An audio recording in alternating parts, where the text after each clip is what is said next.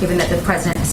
Why hasn't the CDC revised the definition of what it means to be fully vaccinated yet, given that the president has spoken about boosters for months now? Sure, it's a good question, Jackie. I don't speak for the CDC. Obviously, they speak for themselves, given they make decisions based on data and science. So I would point to them. I know they have a COVID briefing tomorrow.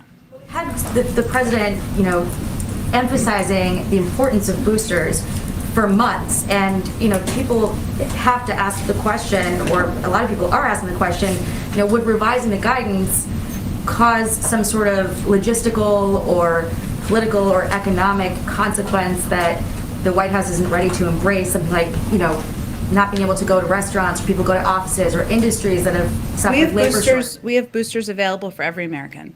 They can get boosted now, regardless of what the CDC guidance is, whether were just approved for the booster or you were approved weeks ago. So do you expect then that guidance will change eventually? It's up to the CDC, and they make those decisions based on data and science. Will we have any update on when they might make a decision on that, given that there's been so much time? I encourage you to ask them that question when they participate in the COVID briefing tomorrow. Okay. And then similar line of questioning, but Sure. This time about the FDA. Okay.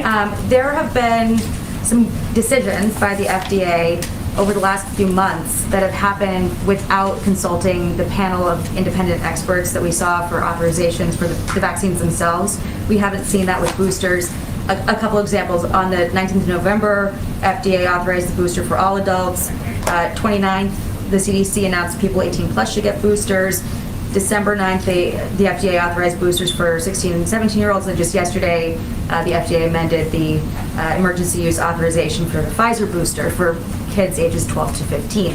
So I guess my question is, why has the protocol been different with the boosters than it was for the emergency use authorization of the vaccine itself? Jackie, the FDA makes their own decisions, not driven by what the White House is telling them what to do, so I would point you to the FDA to get any comment on that. So it doesn't, I guess then the White House is not, or the FDA is not getting rid of its independent panel of experts by any White House guidance? Absolutely not. And again, I think they would confirm that themselves. And I think what's important to step back here is recognize we're still in the middle of a pandemic.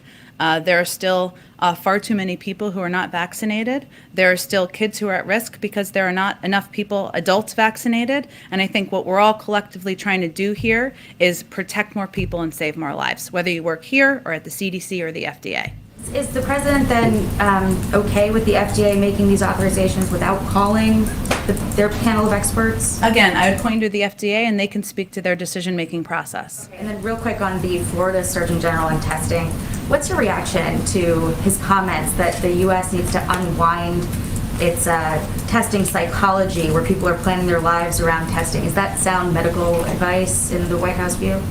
I would really point to our own health and medical experts on when tests should be administered and utilized, and our focus on making them more available, accessible, and free to the public.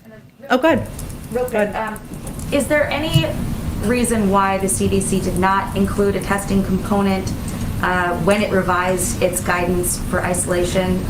Given that there is such a scarcity of tests, there's been some criticism that the CDC couldn't tell people they should get tested when they emerge from isolation, because then people try to get tests and they're not available, and it might blow back onto the administration. Again, the CDC makes these decisions. I expect they'll have an updated guidance if it hasn't already gone out.